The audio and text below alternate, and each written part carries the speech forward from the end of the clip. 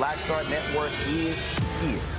Hold no punches. I'm real revolutionary right now. Black power. Support this man, Black Media. He makes sure that our stories are told. Thank you for being the voice of Black America, Roland. Stay black. I love y'all. All momentum we have now, we have to keep this going. The video looks phenomenal. See, this difference between Black Star Network and black-owned media and something like CNN. You can't be black-owned media and be scared. It's time to be smart. Bring your eyeballs home. You dig?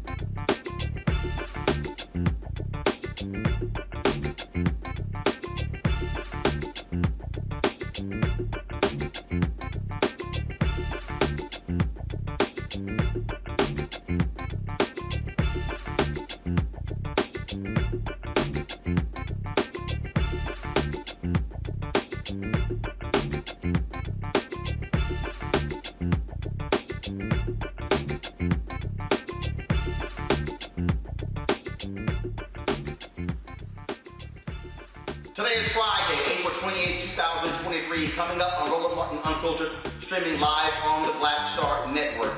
A Jackson, Mississippi family whose loved one was tased 80 times by cops. They are suing that police department. Keith Murriel's family, they're still waiting for the body cam video of the night that he died. Their family attorney will join us right here on today's show. Also, Just Leadership USA is launching in D.C. We'll be joined by the president and CEO to discuss how they plan to impact the political landscape. Folks, yesterday I was in Prairie View, Texas, for a news conference with the Prairie View A&M Alumni Association as they made a series of demands to the Texas A&M University Board of Regents who oversees PV. They said they will even look at suing the state to get PV to have his own board of trustees. We'll show you what their demands are. Also, we continue paying tribute to the great Harry Belafonte. We'll be joined today by actor and singer and activist Hill Harper, Glenn Turman, and also Reverend William Barber. It is time to bring the funk on Roland Martin Unfiltered on the Black Star Network. Let's go. He's got it. Whatever the miss, he's on it. Whatever it is, he's got the scoop, the fact, the find. And when it breaks, he's right on time and it's rolling. Best believe he's knowing. Putting it down from sports to news to politics. With entertainment just for kicks, he's rolling.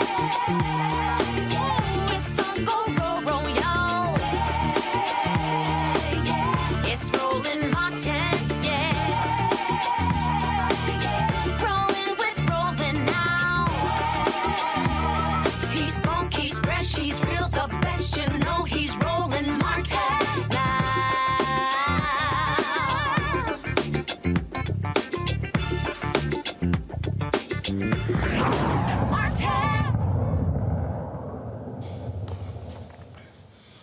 A Jackson, Mississippi family whose loved one died on New Year's Eve is suing the police department for his death. Keith Murriel was the 41-year-old father of two, died after they say he was tased some 80 times by police officers. He died following an incident with officers who was called to an extended stay motel for a non-emergency. Officers said Murriel was experiencing a medical emergency when they arrived. He died a short time later. An independent autopsy conducted by a highly regarded medical examiner found Keith died due to the officer's restraint, multiple conductive energy device discharges, known as tasers, and positional asphyxia. The family attorney contends officers Willis, McCarty, and Land tased Keith over 80 times. That attorney is Daryl Washington. He joins us right now from Dallas. Daryl, glad to have you here.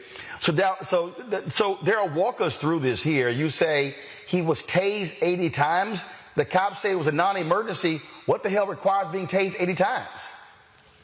There was absolutely nothing required him being tased 80 times, Roland. I mean, with the video, you would see that Keith was totally compliant with the officers.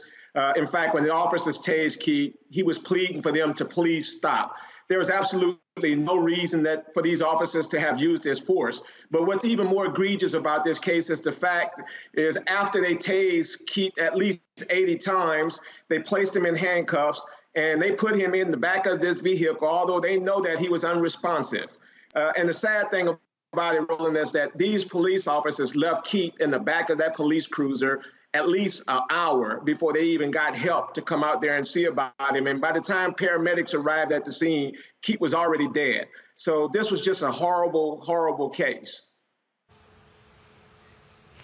So you contend that they failed to render medical aid. He clearly needed it. He needed medical aid. I mean, and they knew that he was unresponsive. They knew when they put him in the back of that police cruiser that he was not responding whatsoever. But Roland, here's what the worst thing that happened. There's a supervisor that came out to the scene. This supervisor did not step out his police vehicle at all. They told the police, they told the sergeant what was going on, and these guys just basically laughed about the situation. Keith was left in the back of that vehicle. He received absolutely no medical attention at all. And that video is going to shine a bad light on the city of Jackson, which is the reason why they don't want to release it. Based on witness accounts, Roland, these officers were using language that you and I would never use out at the scene, and they, quite frankly, did not care at all. These officers just seemed like somebody that was just pulled off the street and placed in police uniforms, and this is just a horrible case. Now, the Mississippi Bureau of Investigation, they are leading this, but okay, it's April 28th. This took place on New Year's Eve. The police chief says they'll release the video when the investigation is over. We all know how this works. If that video showed Keith did something awful, it would already be out. It would already be out. It's no question. And Roland, here's the problem. The mayor got on, he did an interview, and he said that he disputed what the chief of police said about the cause of the incident. Now, the mayor said that he wanted this body cam footage released. MBI would not release the body cam footage until their investigation was concluded. That investigation has now been concluded. Why are they not releasing this video?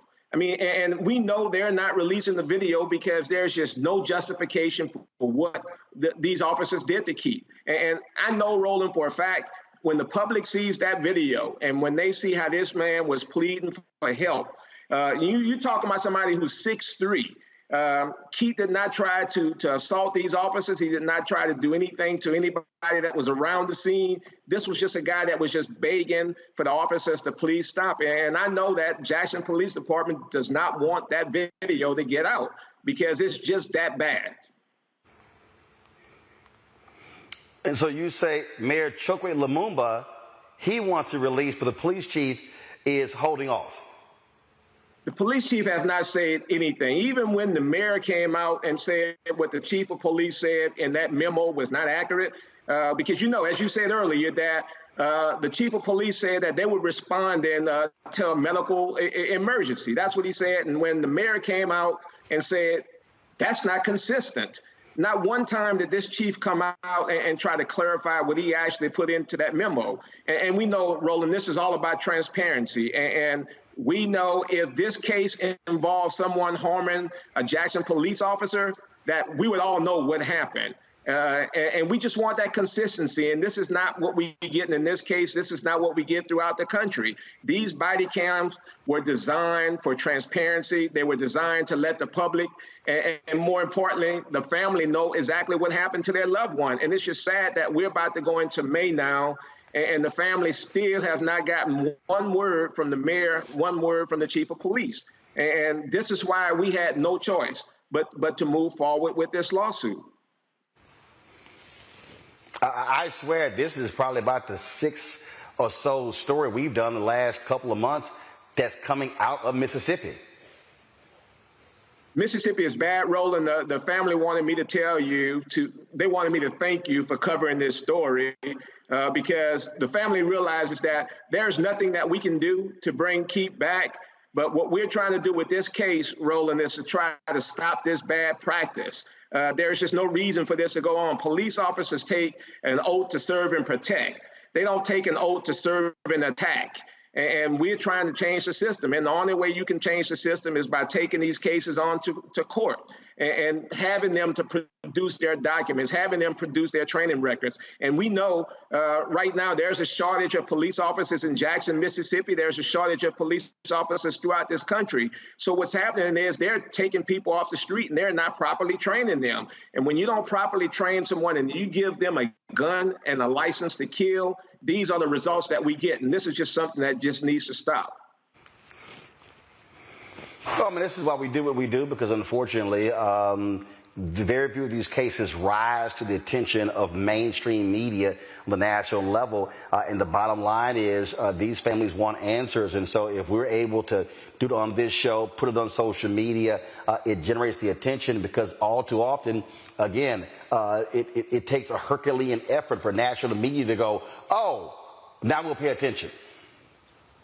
Right, and you're absolutely right, Roland. And I tell people all the time, for every George Floyd or for every Tyree Nichols case, there are thousands of these type of cases that people never hear about. So, you know, we need you to continue to let people know that these cases exist, and this is a major problem. This is not just a one-time situation. And as you say, Jackson, Mississippi is extremely bad. And I think Jackson has gotten to the point now, Roland, that people really need to come in and look into what's going on in this city, because this cannot continue. You cannot continue to harm people the way they've been doing.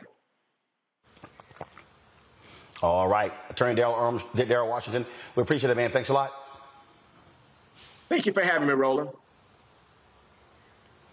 Folks, got to go to a break. We'll be back. Roland Martin Unfiltered right here on the Black Star Network. You too, folks, hit that like button. Also, folks, download our app, Apple phone, Android phone, Apple TV, Android TV, Roku, Amazon Fire TV, Xbox One. You can also watch us on Amazon News. If you go to Amazon Fire, click Amazon News. You can watch our 24-hour, 7-day-a-week Black Star Network live streaming channel. Support us in what we do as well. Of course, we want you to join our Bring the Funk fan club. Your dollars make it possible for us to do what we do. And so send check and money orders to P.O. Box 57196, Washington, D.C. 20037-0196. Cash App, $RM Unfiltered. PayPal or Martin Unfiltered. Venmo is RM Unfiltered. Zelle, Roland at RolandSMartin.com. Roland at RolandMartinUnfiltered.com. We'll be right back. Black Star Network is here. Oh, no punch! I'm real revolutionary right now. Thank you for being the voice of Black America. All momentum we have now, we have to keep this going. The video looks phenomenal. See, there's a difference between Black Star Network and black-owned media and something like CNN. You can't be black-owned media and be scared. It's time to be smart. Bring your eyeballs home. You dig? Lost my daughter. I didn't know where she was. So I had to figure out how to survive, how to eat, how to live. I don't want to go into the details because she's here, first of all. She may not want me telling that story. But possession of her, the family broke down, fell apart. I was homeless. I had to figure out, I didn't have a manager or an agent or anybody anymore, and I'm the talent. So I got to figure out how to be the agent. I had to figure out, how does business work?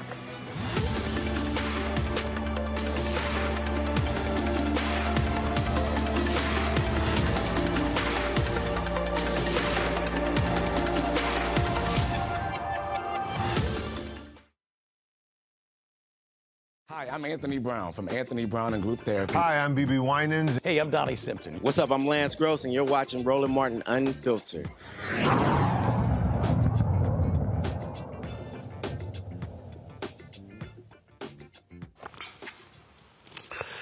All right, folks. When we look at, again, these stories, unfortunately, they happen all too often. And what we end up with is, frankly, talks about settlements. My panel today is Matt Manning, civil rights attorney. Glad to have him here. He's out of Corpus Christi, Texas. Michael Imhotep hosts the African History Network show, Detroit, Michigan. Kelly Bethea, communication strategist out of D.C.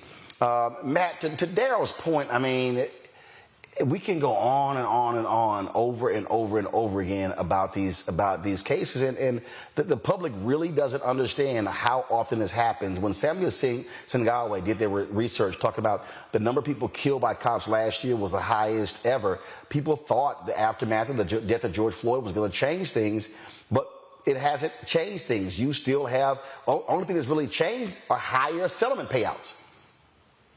Yeah, nothing's changed, especially the law. I mean, that's the biggest problem with it, is not only how frequently it happens and how many people are injured by encounters with the police, but how difficult it is to vindicate that. In fact, I know Rep. Ayanna Pressley up in Massachusetts has been at the spearhead of this of talking about ending qualified immunity. We talk about it a lot on the show, but not only has there been an increase in the number of people who have been hurt, but there hasn't been any diminution in how easily they can vindicate their rights. And that's what makes this especially difficult for people to understand. I mean, I do this day in and day out, and virtually anything that happens to my client, it's going to be difficult to vindicate their rights unless there's been a case just like theirs in the past, and the circuit has recognized that that is considered a constitutional violation. If that doesn't happen, then it's like climbing Mount Everest to hold cities and municipalities accountable in these cases. And it's especially difficult because it's not only happening to Black people, it's happening to people of all colors. And the lack of accountability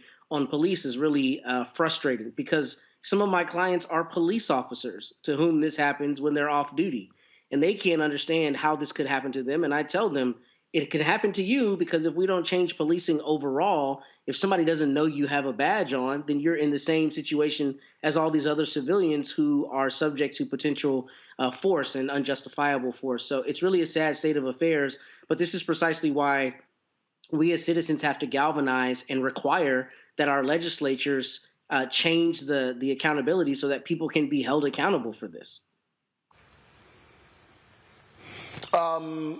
Michael, again, this thing spans Mississippi, Jackson, Mississippi. It spans all across that state. It goes to Florida. It goes to Texas. I mean, it goes to the Midwest. It goes to the Southeast. It goes to the Southwest. It goes to the West. I mean, this literally is a national problem. And unfortunately, you've got Republicans who now control the House. They're not going to move on any legislation. It's a narrow margin for Democrats in the Senate. They don't have the 60 votes as well. But this is still why public pressure. And I know people out there will tell me, oh, man, I hear you, but, protest has done nothing.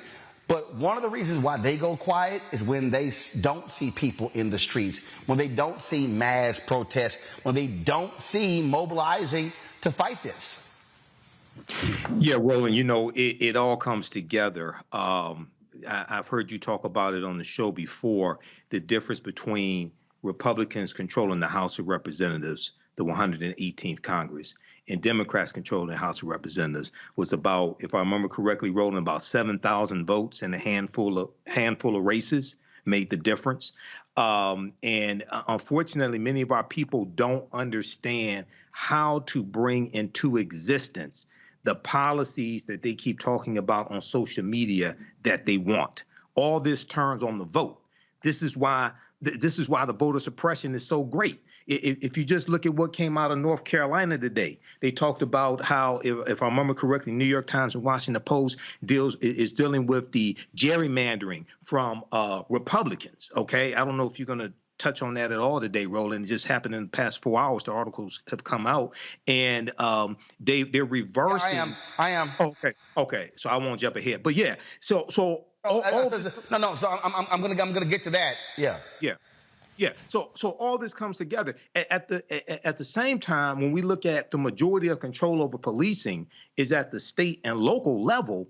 One of the things that also has to happen, the attorney Daryl Washington just said that it seems like they have just taken people off the street and hired them. Okay, and a lot of these people are irresponsible. We need many African Americans with the correct mindset, not the wrong mindset, because all kinfolk ain't skinfolk. Okay, all skinfolk aren't kinfolk. With the correct mindset to also apply for these jobs in the police departments, as well as run for public office also, because all this turns on the vote. The politics is the legal distribution of scarce wealth upon resources. Everything we want deals with politics. So this is why this fight continues, and we have to be more educated and engaging in this fight. Kelly? I mean, I agree with both panelists here. It is an epidemic. Police brutality, and it's got to stop. And it starts with a multifaceted approach. You have to vote the correct people in who are on our side of this issue so that you have policies in place that prevent stuff like this from happening. You need, frankly, an overhaul of the culture of policing in this country so that when new cohorts come in, they don't have people in place training them into the bias that causes things like this to happen. You need community policing. And we've talked about that on your show ad nauseum. It's a multifaceted approach. I am extremely sorry for this man, but all of this has got to stop. But it is a multifaceted approach in order to do so. Folks, hold tight 1 second. We come back. We'll talk about politics, the battle to change what's happening in this country. We'll discuss what Republicans did today in North Carolina, which is absolutely abysmal and could have devastating impact on black folks. And the Prairie View A&M alumni, they are saying to the Texas A&M Board of Regents, make some changes or we are going to break away from the Texas A&M system. We'll show you and tell you all about that. You're watching Roland Martin Unfiltered right here on the Black Star Network. Hatred on the streets, a horrific scene, a white nationalist rally that descended into deadly violence. White people are losing their damn minds. As an angry pro-Trump mob storms the U.S. Capitol, we've seen shooting. We're about to see the rise of what I call white minority resistance. We have seen white folks in this country who simply cannot tolerate black folks voting. I think what we're seeing is the inevitable result of violent denial. This is part of American history. Every time that people of color have made progress, whether real or symbolic, there has been what Carol Anderson at Emory University calls white rage as a backlash. This is the rise of the Proud Boys and the Boogaloo Boys. America, there's going to be more of this. Here's all the Proud Boys, guys. This country is getting increasingly racist in its behaviors and its attitudes because of the fear of white people. The fear that they're taking our jobs, they're taking our resources, they're taking our women. This is white fear.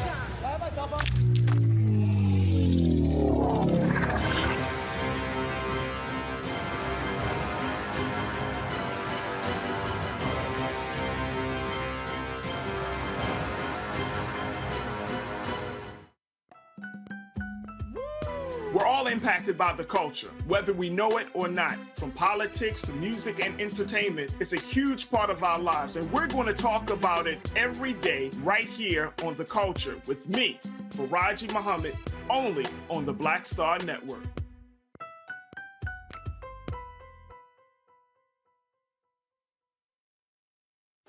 This is Judge Mathis. What's going on, everybody? It's your boy, Mac Wild. Hey, what's up, y'all? It's your boy, Jacob Lattimore, and you're now watching Roland Martin right now. Yee.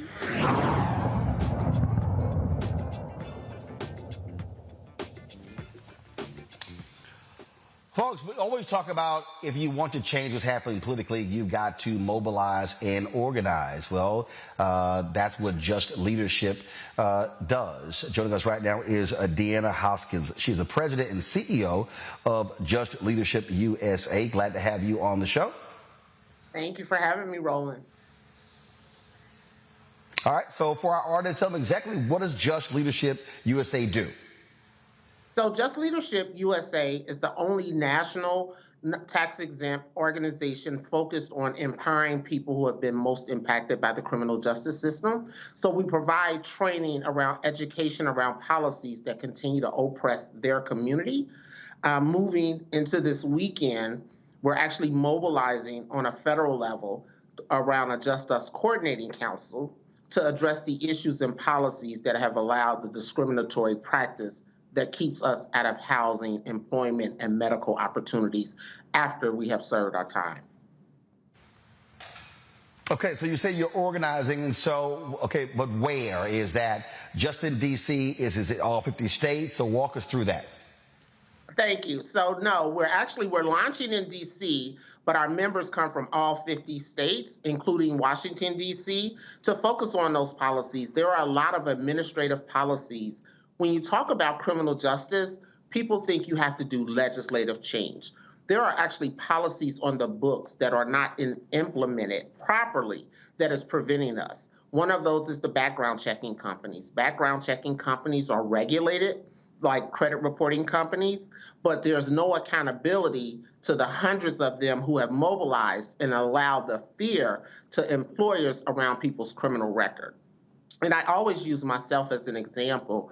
I've received a pardon from a governor. My record has been expunged. But if I apply for an apartment today, 24 years after my last criminal activity, my criminal record still comes up because there is no accountability for those companies to actually go back and clean up their records. So when we're moving into this, we served our time. And if you're a country that says we believe in a Department of Corrections and Rehabilitations, why am I still serving time once I'm released? And I'm 24 years removed from that last interaction with the criminal justice system. So you talk about your members. How many members across the country? Do you have chapters? Walk us through that.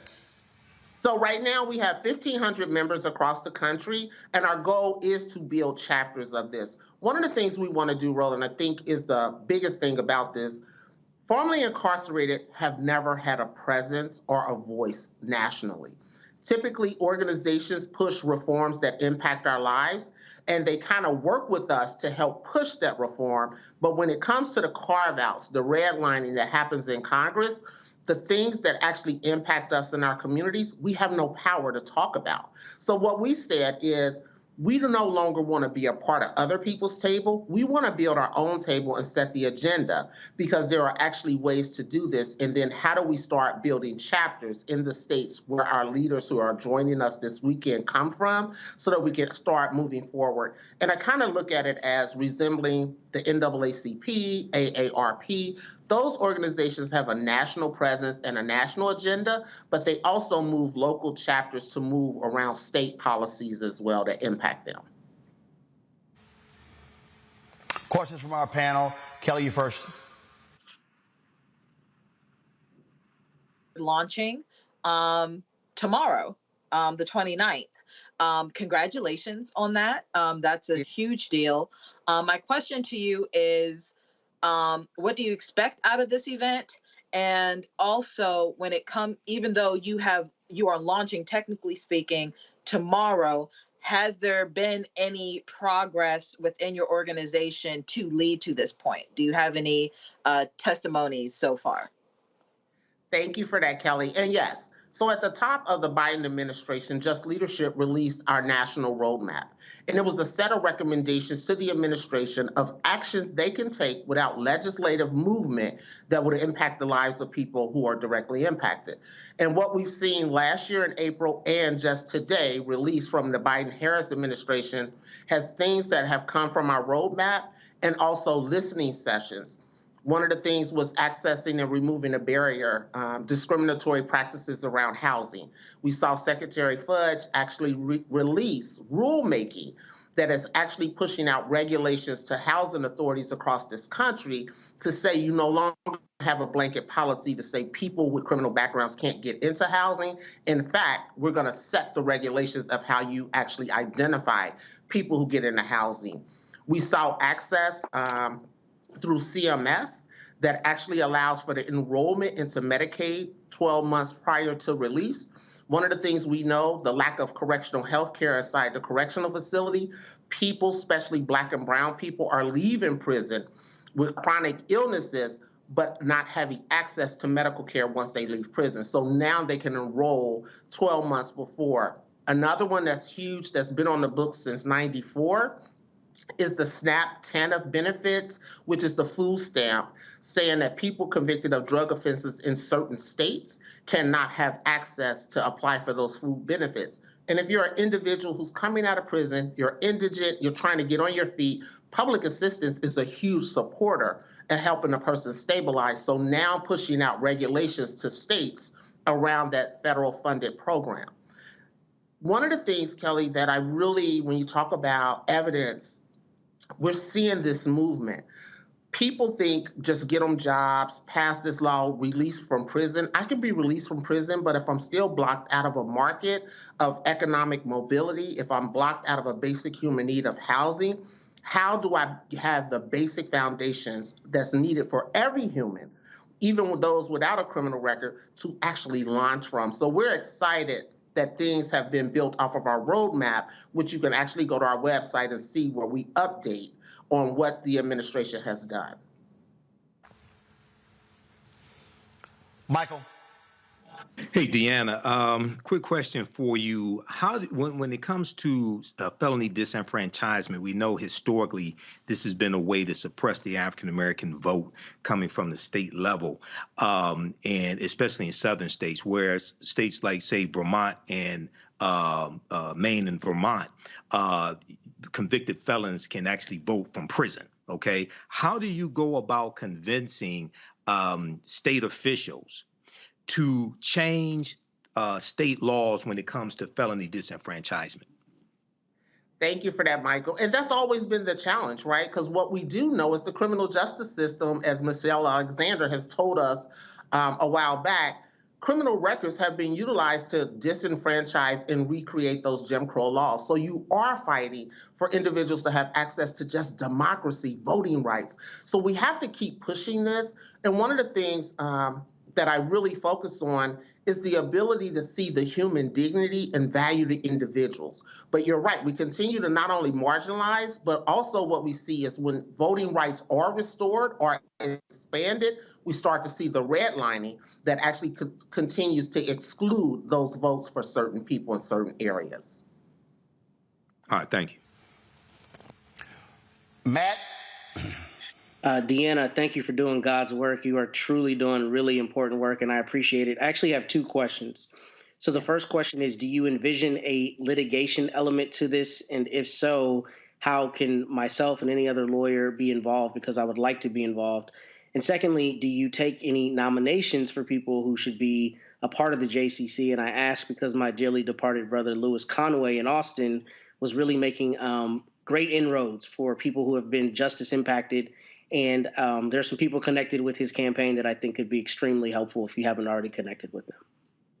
Thank you for that. So one of the things that we started this, we're launching this with our members who have graduated Just Leadership, have been a part of Just Leadership. But the one thing we wanted to say, this is open to the 70 million of us who have a criminal background.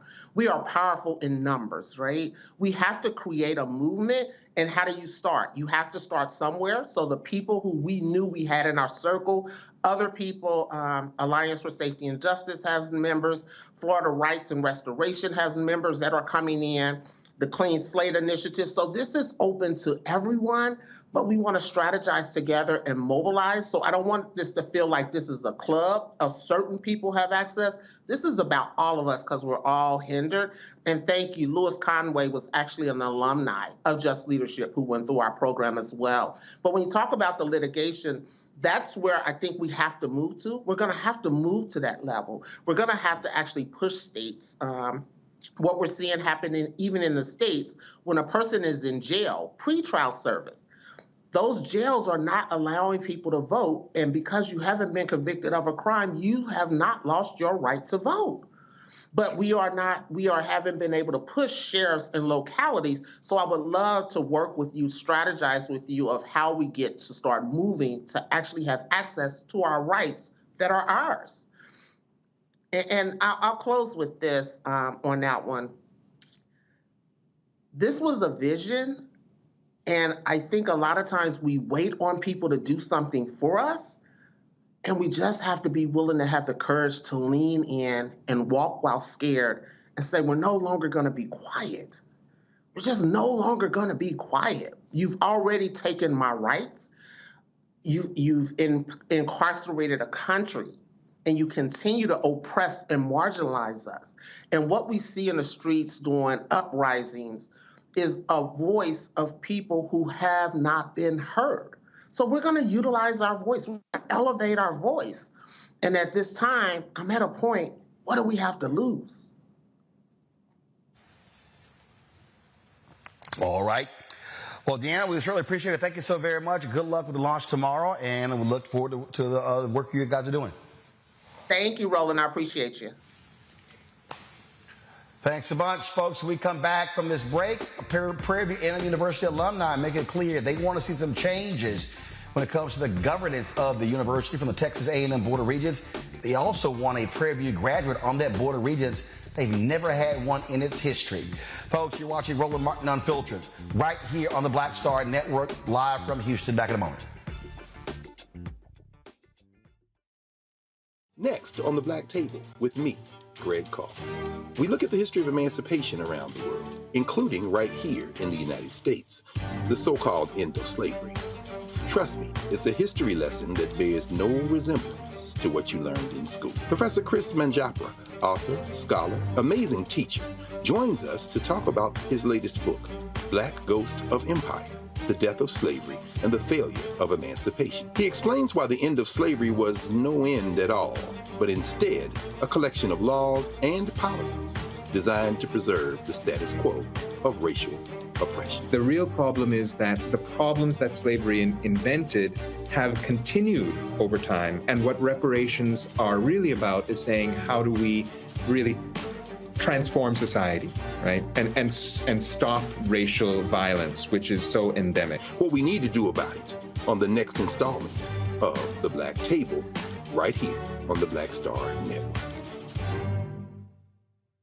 On a next, A Balanced Life with me, Dr. Jackie, we talk about a hard, cold fact. Not all healthcare is created equal in this country, especially if you're a person of color.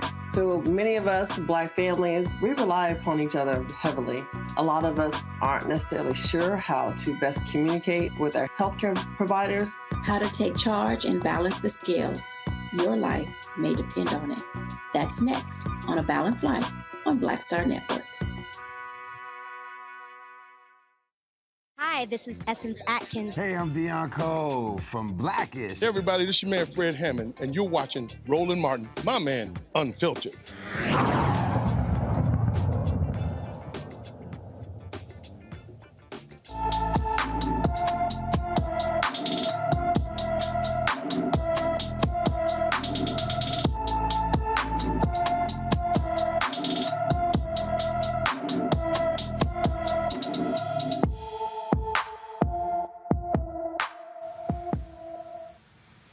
Brianna Robinson has been missing from Davenport, Iowa since March 22nd. The 16-year-old is 5 feet 7 inches tall, weighs 150 pounds, with black hair and brown eyes.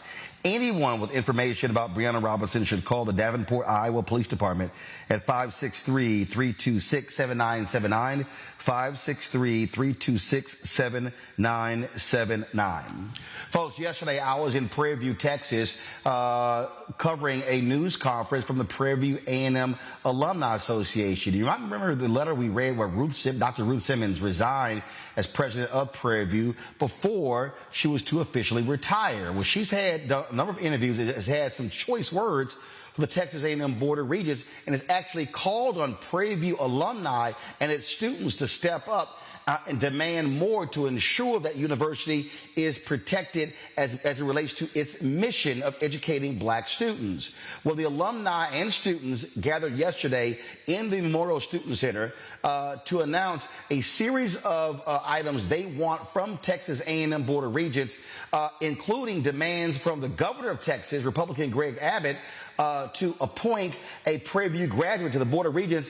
They've never had a PD graduate on the Texas A&M Board of Regents in its history. Here is some of that news conference. The National Alumni Association of Prairie View A&M University is calling for immediate action right now to ensure that our university is treated fairly and is provided with resources it needs to truly become an institution of the first class, just like Texas A&M University and the University of Texas. Towards this goal, the National Alumni Association of Prairie View A&M University will be creating a sesquicentennial commission to study the matter of Prairie View A&M University succeeding, separating from the Texas A&M University system as a potential step in the right direction. Right. The National Alumni Association also calls for the following actions, but not limited to. Number one, increasing funding for Prairie View A&M University that matches that of other Texas institutions of the first class. Number two, amending the state law to allow Prairie View A&M University to access 1/3 share of the available university funds interest from the permanent university fund. Most of you don't know, if you read the Texas State Constitution, there are only 3 first institutions. There are only 3 tiers. Texas, University of Texas, Texas A&M University, and Prairie View A&M University. For as the PUF fund, the interest on the PUF fund from the availability university funds, University of Texas get 2/3. Texas A&M get 1/3. We are a first-class institution in the state of Constitution, just like Texas, just like A&M. Number 3, ensuring permanent representation for Prairie View A&M University on the Texas A&M System Board of Regents and all relevant Texas A&M University system committees. Number 4, developing the surrounding city of Prairie View to create a vibrant and thriving community for students, faculty, and residents so that students don't have to travel down the road to Sci-Fi. If you ever been to Bryan College Station, it looks like a miniature Houston, Texas, and it's the same land grant.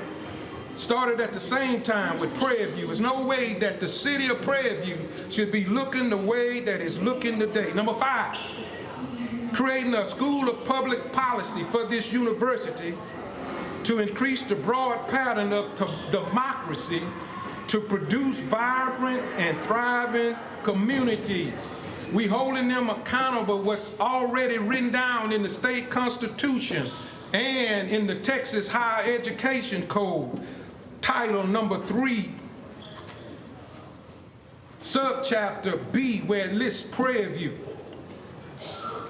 Number 6, investing in research and faculty development programs at Prairie View A&M University to promote innovation and technological advancement.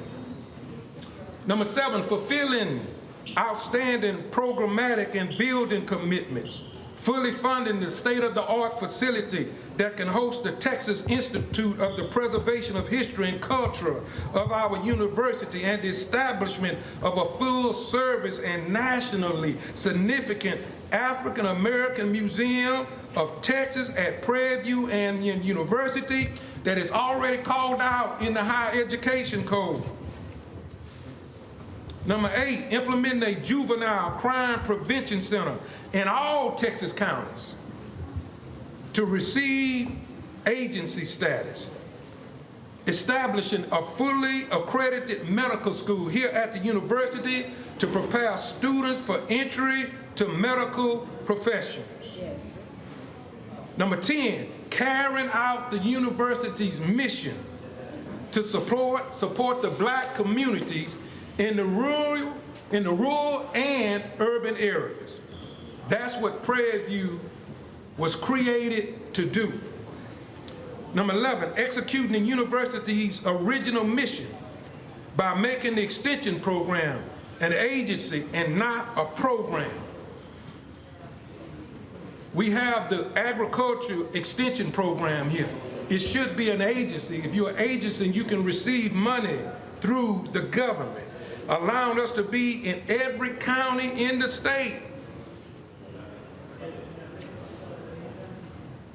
Number 12, and they're not limited to these actionable items, making Prairie View A&M University a Sea grant, a space grant, and a technology institution of the first class. It amazed me, Texas A&M started at a land grant, but now they are Sea grant. They are space grant. Well, Prairie View is a first-class institution also. We are a flagship institution just like them. PWIs, they got started in 1862, and perhaps Frank gonna correct me if I get it wrong, but they started in 1862 as a land grant. They're getting their money. They're getting their money. I think that the federal government gave Texas A&M $50 million where the state of Texas gave them $196 million. And so we as alums, we have to stay focused. I challenge you, go read the Texas State Constitution. Go read Title III of Higher Education. Everything that we're trying to hold them accountable is already written down. But we have not, I'm talking about the National Alumni Association, been in existence for 121 years. We have not addressed this from a political standpoint. Now is the time. That's a political standpoint. What about a legal standpoint? So Alvin Chambliss used to be at Texas Southern, led the lawsuit against the state of Mississippi, that historic funding. $577 million settlement in Maryland. Tennessee State is fighting for their money. And so are you also demanding a state committee do an audit that has Prairie View been historically underfunded and determine what that number is, and will you consider suing the state of Texas? Yes. The answer to that is yes. You want to elaborate on that some more, Frank? Yes, we're going to take the same actions that would.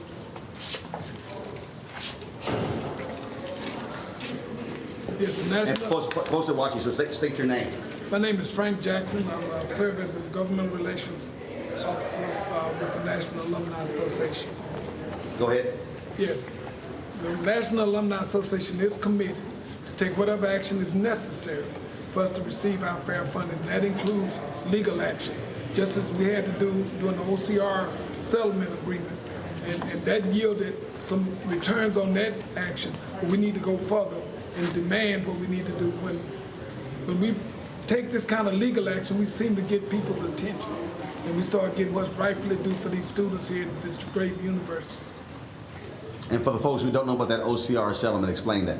That's the Office of Civil Rights settlement. It was a settlement, and it came out of the Ayers case, and they said there were vestiges of de jure segregation still evident in both Prairie View and Texas Southern University, and they had to remove that, but they kind of did it in a roundabout way. They created programs, built buildings, and then we had to go and recruit students. We should now be at somewhere around 12,000 students in order to break even with the buildings and the programs that were created.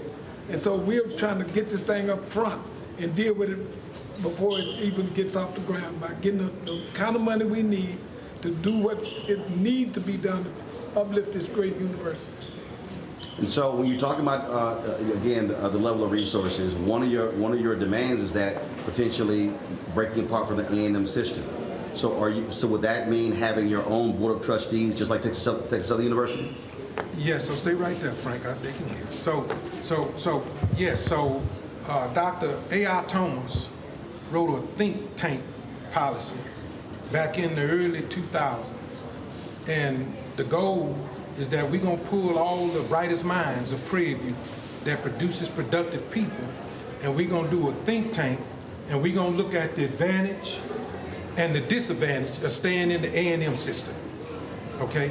Gotta look at the advantages and disadvantages of staying in the Texas A&M system.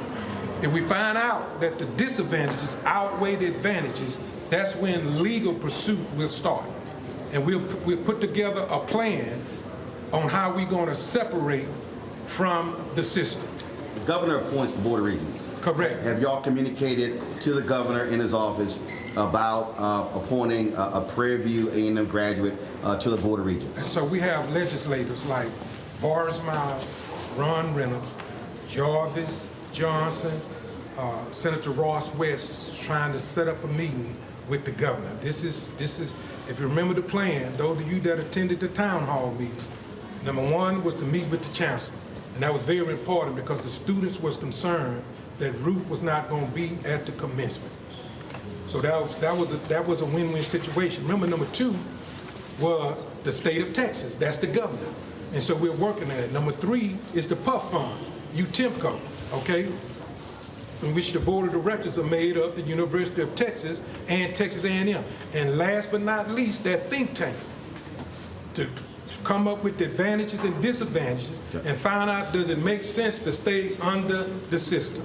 Obviously, Dr. Simmons, her letter, she called on Prairie View alumni and students to actually stand up and fight on behalf of the university. Moving forward, will you stay in contact with her to help shape and form this since she's no longer affiliated with the university? So I want to share with everyone, Dr. Ruth the Truth is fully engaged. That's all I'm gonna tell you. That's all I want to say. Dr. Ruth the Truth is fully engaged. Folks, if you want to see the full news conference, simply go to the Black Star Network app or go to our YouTube channel. You can see the entire news conference. I'm going to quickly go to our panel to get their thoughts. Matt, I want to start with you.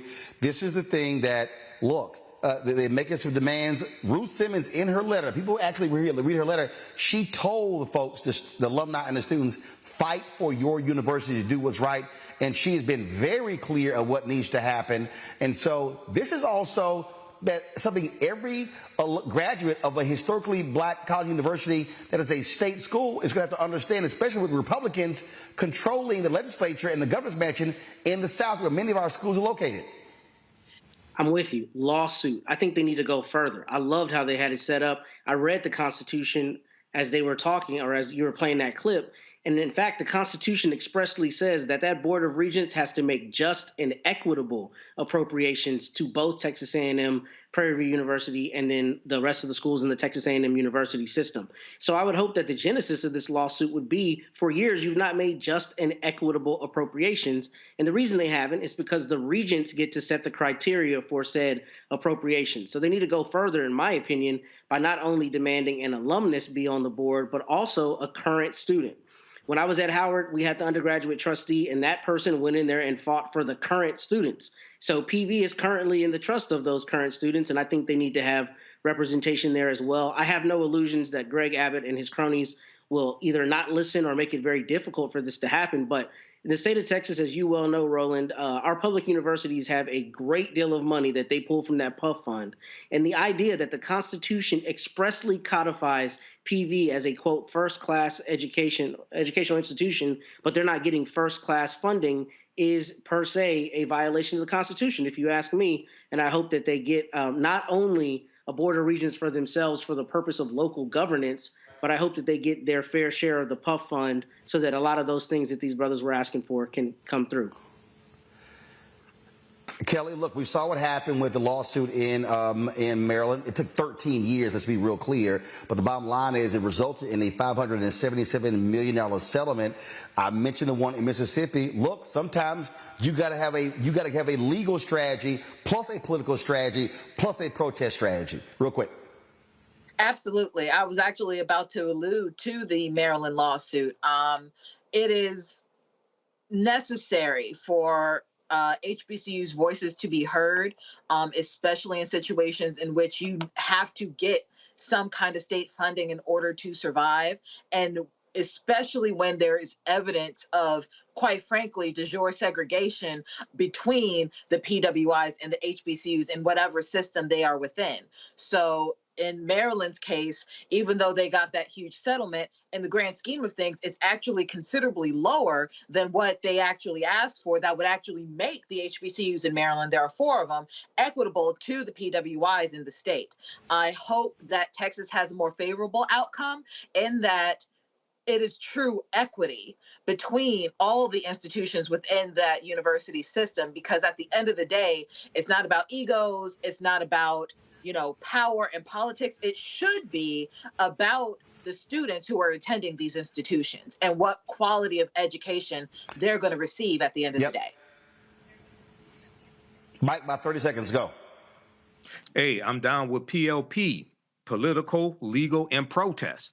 They all come together. And what a lot of the protesters have to understand is your protest and agenda can get pushed a lot farther and a lot more can get accomplished if you vote the right people in the office to protest against. This all works together. All right, then. Matt, Michael, and Kelly, I appreciate that you've been on my panel today. Thank you so very much, folks. Coming up next, we'll hear from the filmmaker who's doing a film on Harry Belafonte, actor Glenn Turman, his longtime compatriot, actor Hill Harper, Reverend Dr. William Barber, and we'll hear the speech that Harry Belafonte gave to the Sigmas when they made him an honorary member. You're watching Roland Martin Unfiltered right here on the Black Star Network. When you talk about blackness and what happens in black culture, we're about covering these things that matter to us, speaking to our issues and concerns. This is a genuine people-powered movement. There's a lot of stuff that we're not getting. You get it, and you spread the word. We wish to plead our own cause. Too long have others spoken for us. We cannot tell our own story if we can't pay for it. This is about covering us. Invest in black-owned media. Your dollars matter. We don't have to keep asking them to cover our stuff. So please support us in what we do, folks.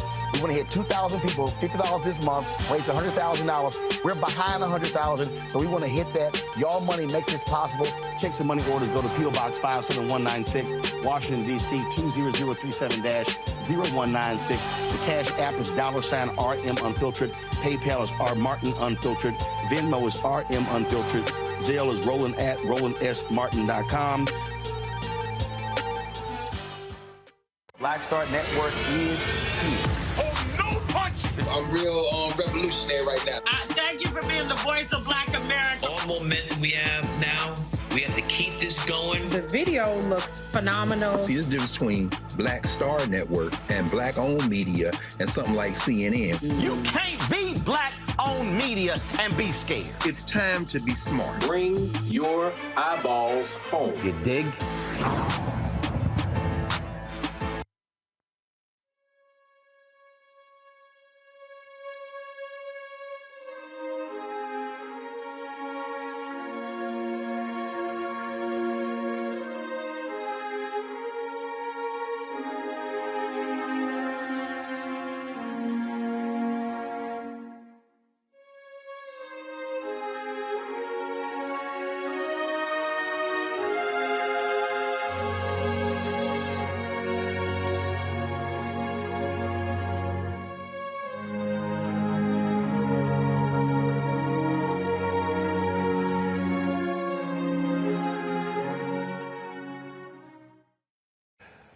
Folks, this is day 4 of our tribute to the great Harry Belafonte. Any of you saw his documentary, Sing Your Song? It is absolutely fascinating. Suzanne Rostock, she actually directed that documentary. She's working on a new film called Following Harry. She joins us right now along with the great actor. I should go over there and grab my cowboy hat, Glenn Turman, who joins us as well. So maybe I'll race over there and I'll grab my hat to make Glenn more comfortable, especially since I'm here in Houston. Glad to have both of you here. Suzanne, I will start with you. I remember when I was in Mr. B's office, and he gave me a copy of the DVD of Sing Your Song, and y'all did 800 hours of footage. Correct? Correct. Well, yeah. That is crazy. Well, with my new film, I have even more. So, Harry has a very extensive, multi-layered, rich life. You can't put it into an hour or a couple of hours. It's hundreds and thousands of hours. And see, I think that's what's great because, again, I mean, typically when you've had lots of work, and this was when. So let's see, I guess when did Sing Your Song come out? Was that 2012? 2010. It opened Sundance in 2011, but it was finished in 2010. Got it. So yeah. Right. So when I first sat down with him, it was 2012 when I interviewed him. The documentary had already been out.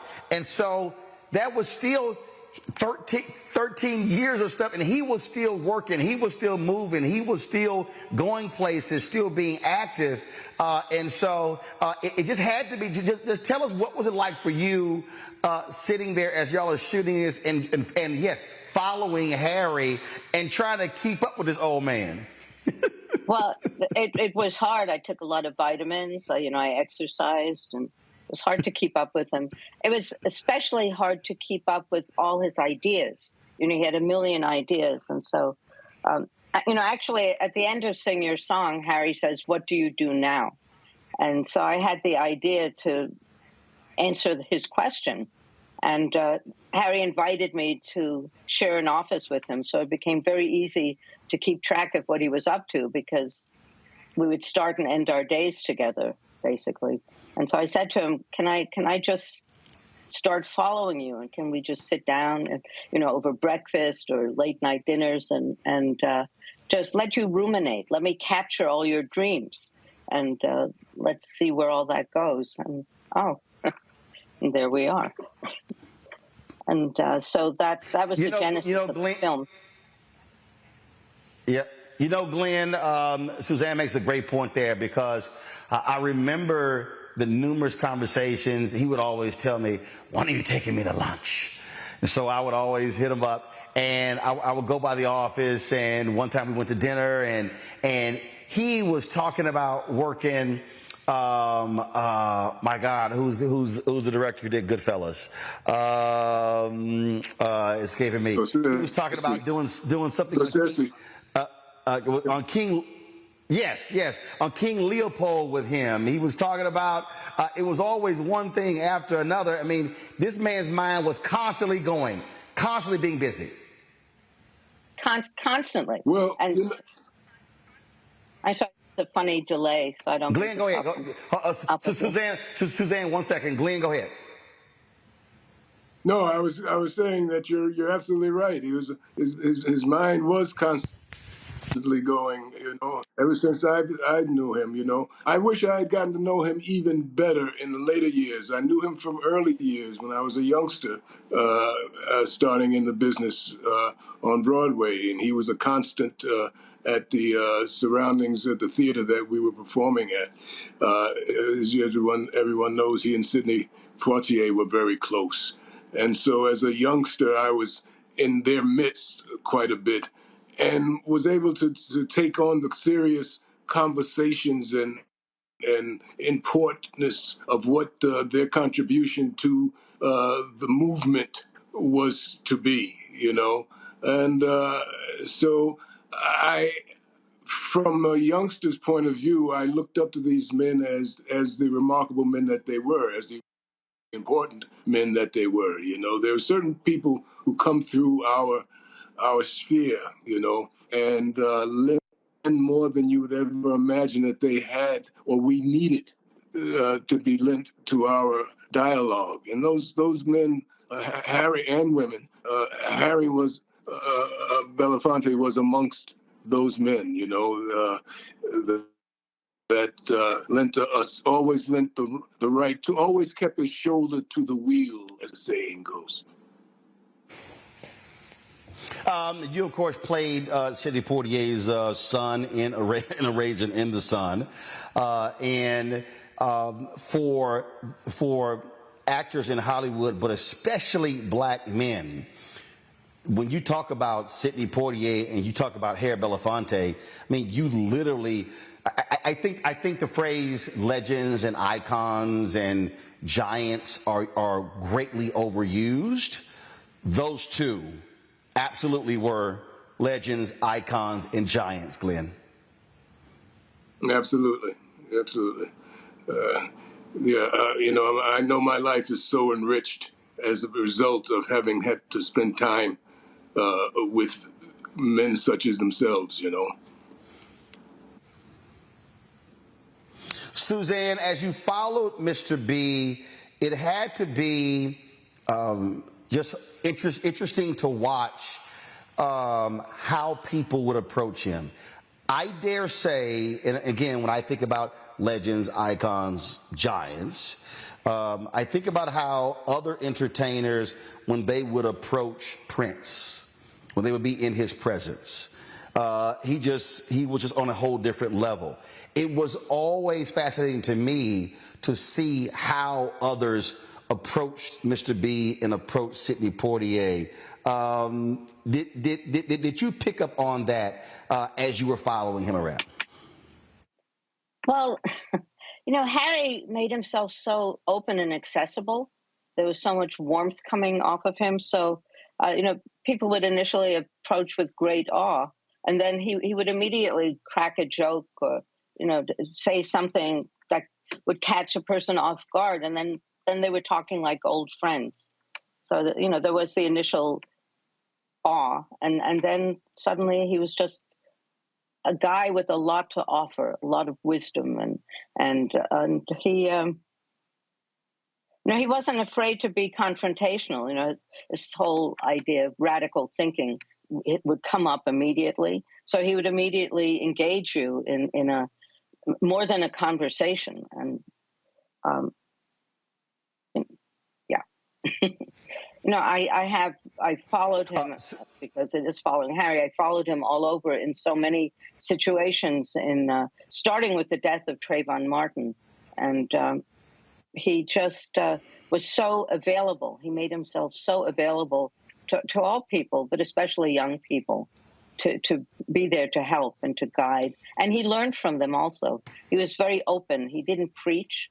He really discussed.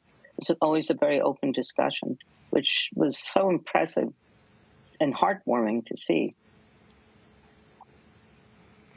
Suzanne, Glenn, hold tight 1 second. Got to go pay some bills. We come back. We'll continue for day 4 of remembrance of the great Harry Belafonte, who passed away on Tuesday this week, folks, at the age of 96. You're watching Roland Martin Unfiltered on the Black Star Network.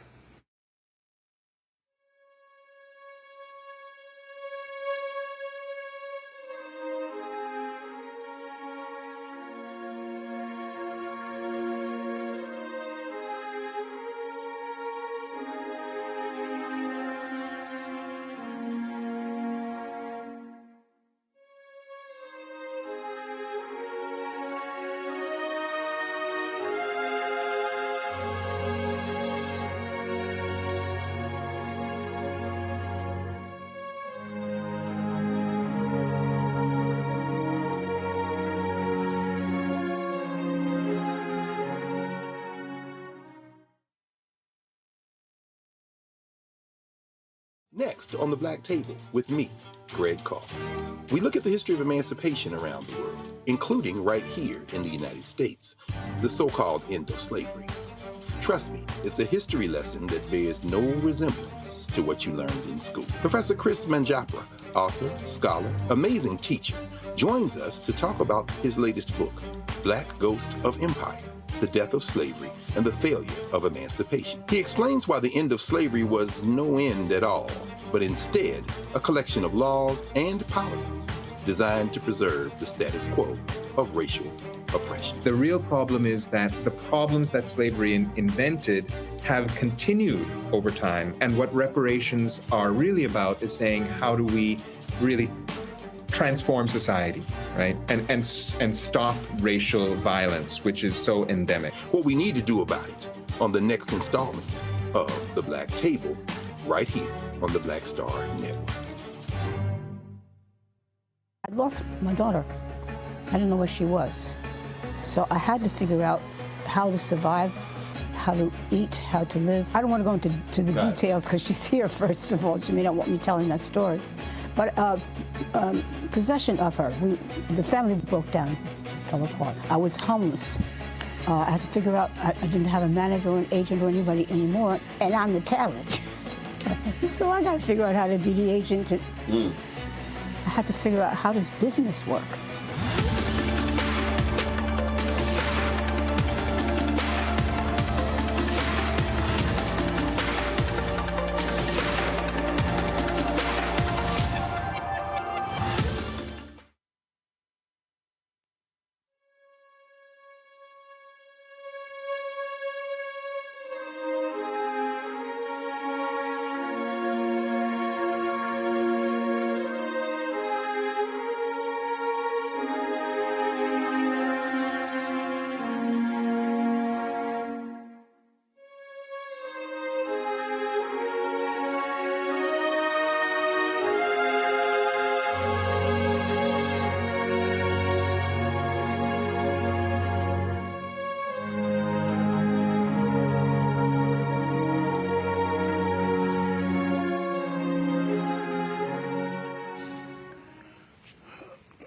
Glenn Turman, before we went to the break, Suzanne talked about how when Mr. B would meet certain folks, he would crack a joke. That was one of the things that I always loved. He had an absolute wonderful sense of humor and an unmistakable and undeniable laugh. Any remembrances of that part of Mr. B? Somebody who was very serious in the work, but who also could be very funny. Well, yes, he was always kidding around. You know, he had a very playful side to him. You know, I love the way he, his daughter Sherry and I would tease one another around him, and he would always join in on that fun. So yes, he was a father. You know, he was a well-rounded human being. You know, and I got a chance to see all of those sides. You know, and all of those sides, he brought to his work. You know. His work was full. His work had all of the empathy that an artist should have. His music had all of the empathy, the sounds that made you perk up and lift your spirits, you know. And that was just because he was a well-rounded, grounded human being, you know. And he shared that openness with you if you were lucky enough to be in his presence. Suzanne, there are some people who are one-dimensional.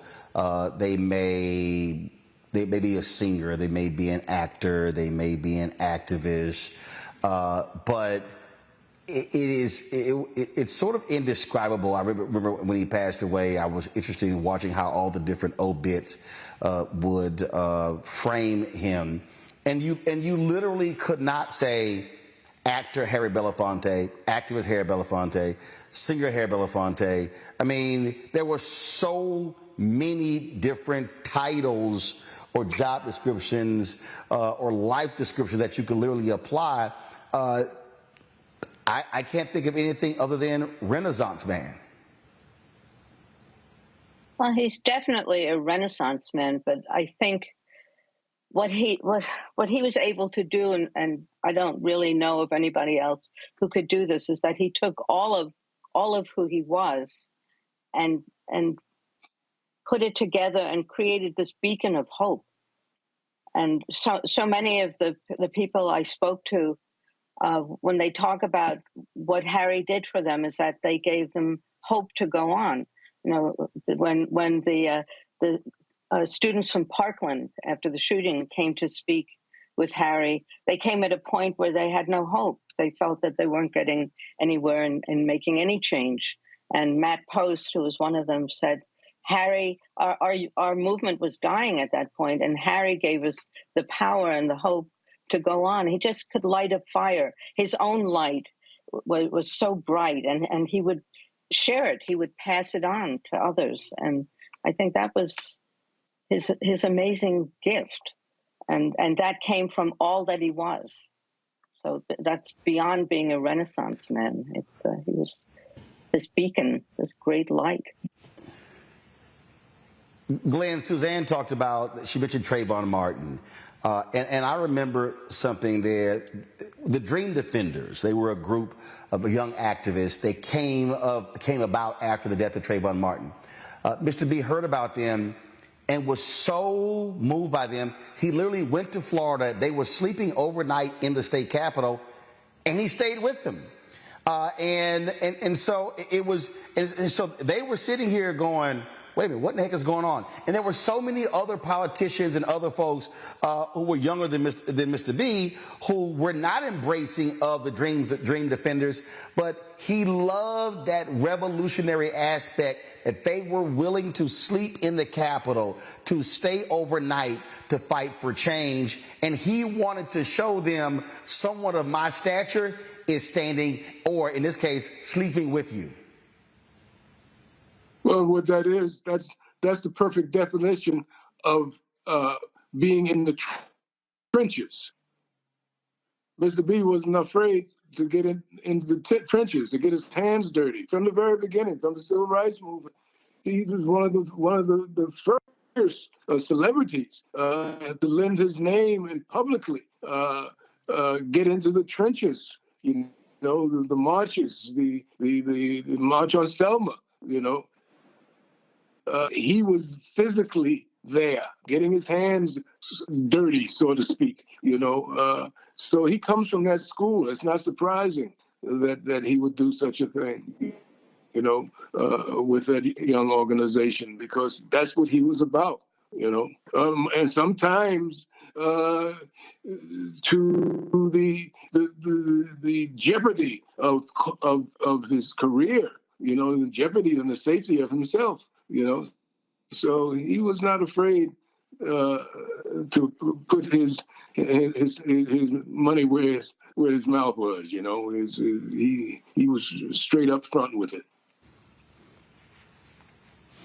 Suzanne, final comment from you. I would love to know, as you were following him and walking with him, was there, first of all, I'm sure there were numerous things, but was there one thing that just stood out that made you go, wow, this man is unbelievable? Well, there were a million things, but when he went down to Florida and stood in the center of the occupied state capitol, and he stood there and said, I'm here because you called. I'm here because I'm part of your history. I'm here to let you know that those who came before are here to help you, to guide you. And that kind of sums up everything to me. It was so heroic, it was so clear, and it was so powerful. And he was always there. He was always willing to be there, not to send a message, but to actually put himself in the center of it. And he did that in Ferguson and over again. And as you saw in Sing Your Song, he did that over and over again, you know, with We Are the World and with Selma and with the March on Washington and on, right into the present. And he's still doing it. You know, it's hard to believe that he's physically not here, but all that he set into motion is in motion, and he's here alongside it. Yeah. And on releasing Following Harry. Yeah. So there are some people. There are some people who you're really going to miss. You know, some voices that we're really going to miss. I don't even think we understand how much we're going to miss for some of the voices that have left us in the not too long ago, recently. Harry, of course, being one of them. You know, Maya Angelou, one of those voices that you still will hear, you know, as we move forward as a people and a nation. You know, James Baldwin's voice still rings out. You know, Ruby Dee's voice still rings out. Harry Belafonte's voice will still ring out, and that's a voice that we're going to hear as long as we are here. You know. Glenn Turman, Suzanne Bostock. First, Glenn Turman, I appreciate you joining us for this Harry Belafonte tribute. Thank you so very much, my brother. Thank you. Thank you for having me, brother. Thank you so much. Always. Yes, sir. Thank you, Suzanne. When is your film dropping? When are you going to be done? Yeah, that's a question my producers ask me daily. It's still a work in process. I would like it. We would like it to be done for to have an effect on the next election. I think Harry's words, he's so powerful in it. It would be so great to wake people up for the next election. Soon. when it is done and you're ready to promote it, we will be ready to share it and promote it with our audience. Suzanne, we appreciate it. Thanks a lot. Thank you. Thank you. Folks, when Harry Belafonte became an honorary member of Phi Beta Sigma, he simply did not just accept that award.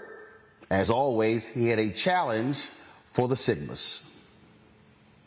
You with this honorary membership certificate, which reads, "This certificate presented to Harold G. Belafonte Jr. is a member of Phi Beta Sigma fraternity and as such entitled to all rights and privileges and cooperation of the fraternity. In witness whereof, the said fraternity has caused this certificate to be signed by its duly authorized officers and sealed with the seal of the fraternity on this 9th day of January." And by the way, the 9th of January is our founding date. Signed by our Executive Director, Darrell Anderson, and Jonathan Mason, International President. Congratulations, Mr. Belafonte.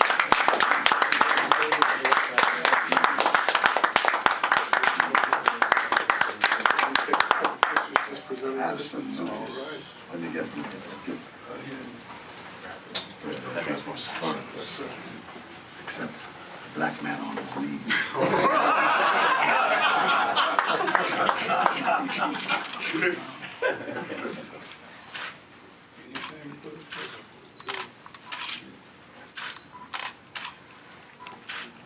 All right. Welcome. All right, Mr. Thank you so much. And then, thank you so much. All right, and then we want to present to you our membership pin. We'll hold it for you. This is our honorary membership pin. And I would ask our International First Vice President if he would, only because my hands aren't steady, Mr. Belafonte. I'll do that for you. All right.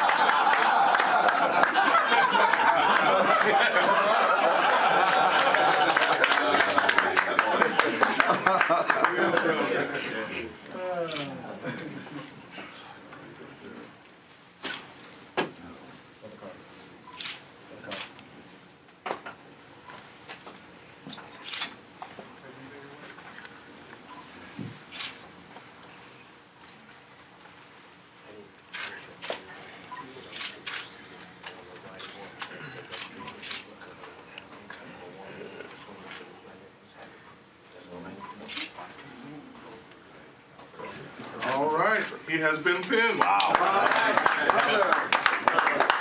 We have a couple of gifts for you. We can't bring anybody into the family, Mrs. Belafonte, without presenting some gifts. So what I want to present to you, this is our history book. The first history written in our fraternity in 54 years, and it was written by that gentleman right there, Dr. Anthony Asadullah Samad. Our history book is presented to you this day. I'm very proud of this. This is our Crescent magazine. It comes out 2 times a year. In this Crescent magazine, this particular issue, it talks about Phi Beta Sigma's role in the March on Washington and the 50th anniversary on Washington. And there are many other articles in there for you to read about this organization called Phi Beta Sigma. We present to you our Crescent magazine.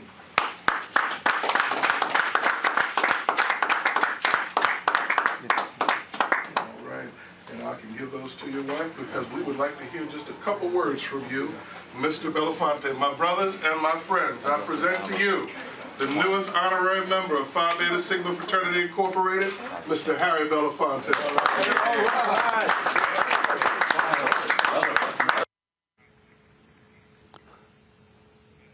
All right, folks.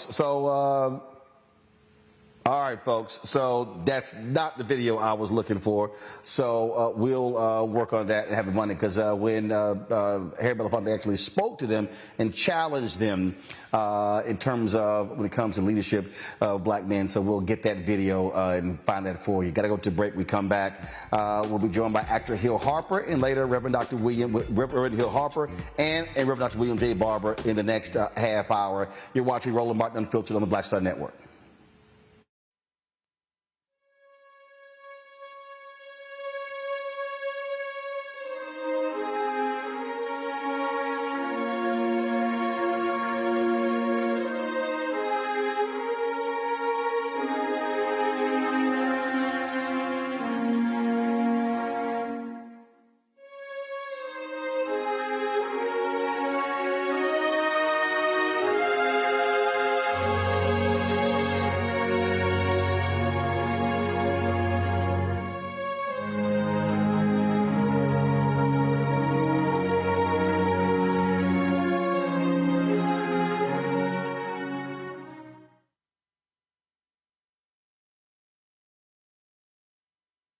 On the next Get Wealthy with me, Deborah Owens, America's Wealth Coach, Dexter Jenkins is a faith-based financial mentor with more than 20 years in the financial services industry.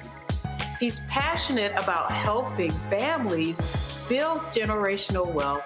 Even though I'm talking about things like prayer, I'm talking about things about reading the word, I'm talking about things like fellowship, I'm talking to members who are dealing with losing their houses, or I'm talking to members who, because of a lack of the handling their finances, they're working 2 and 3 jobs. And so what I'm finding is that they're not coming to church because they don't have a handle on their finances. We're talking how to get wealthy through faith and our finances on the next Get Wealthy, right here, only on Black Star Network.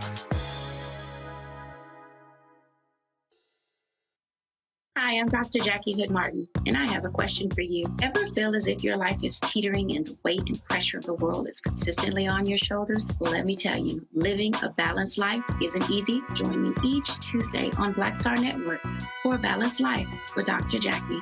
We'll laugh together, cry together, pull ourselves together, and cheer each other on. So join me for new shows each Tuesday on Black Star Network, A Balanced Life with Dr. Jackie.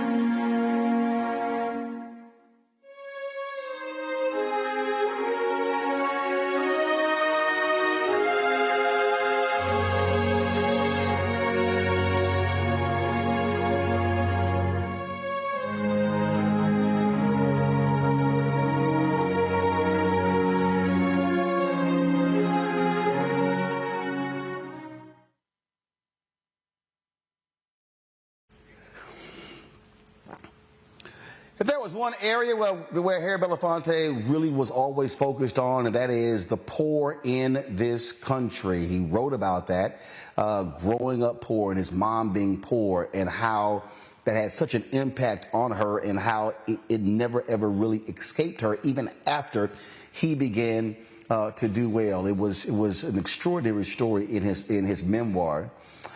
And this was just one of the things that he talked about. And so in a moment, we're going to talk with Reverend Dr. William Barber about that. Right now, I want to show you a clip from my interview with Mr. B, where he talked about his legacy. He talked about how he wanted to be remembered. This is from our 2017 conversation.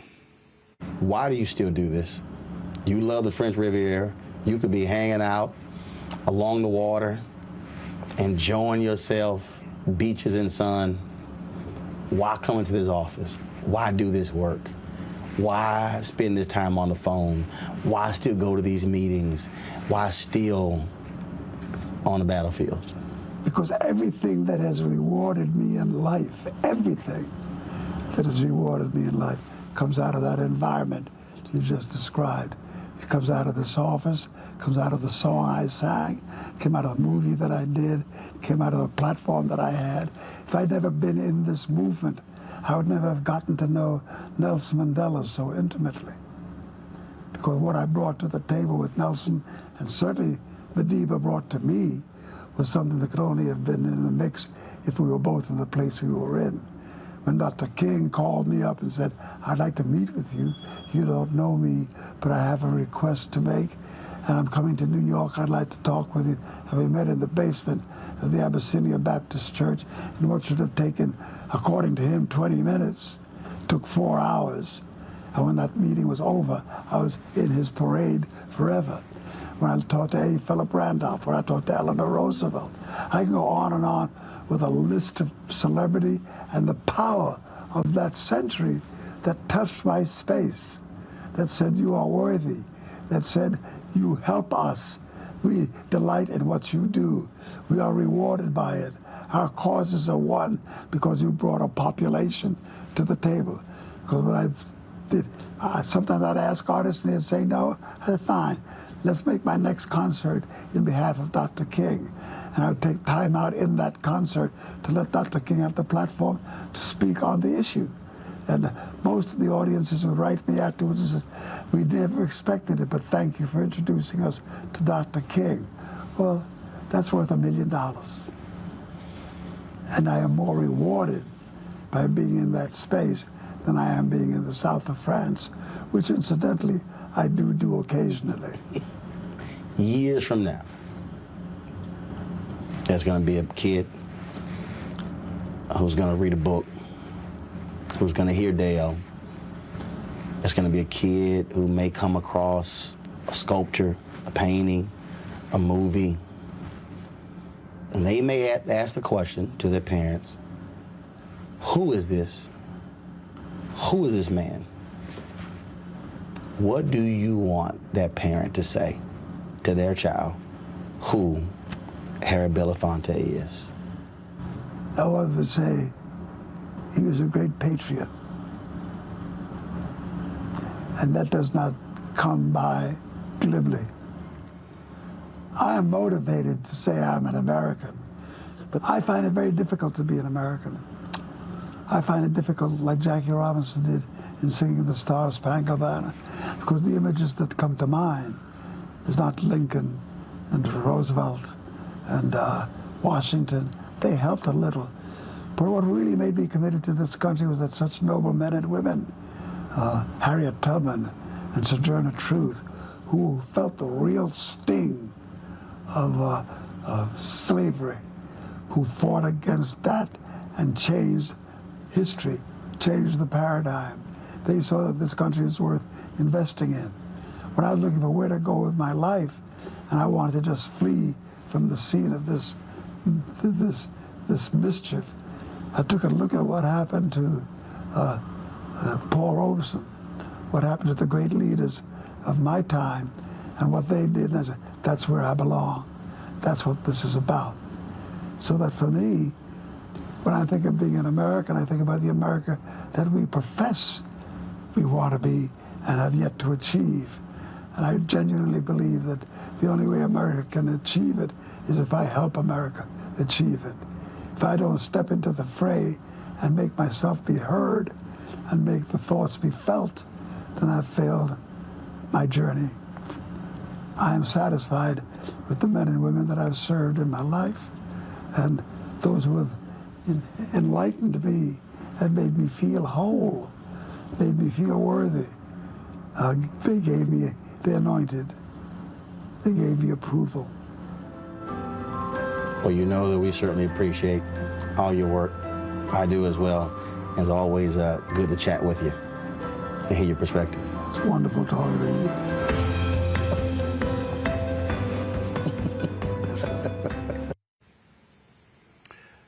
Joining us now, Reverend Dr. William J. Barber. Dr. Barber, glad to have you here. One of the things Harry Belafonte always fought for was the poor. You are doing the exact same thing. It really is a continuation of the work. Yeah, it really is, Roland. I was sitting there listening to that interview that you just did with him, and it was so powerful that he said what really matters, what really made a difference in his life, and why he got up every morning.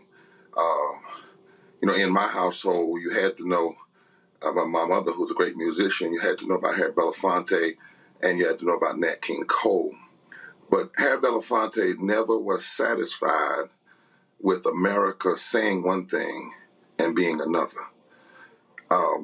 One of the quotes, Roland, that I live with is when he said, dissent is central to my understanding of democracy. Dissent is central. And he was always, didn't matter where he was always raising that critique. He raised it with black leadership.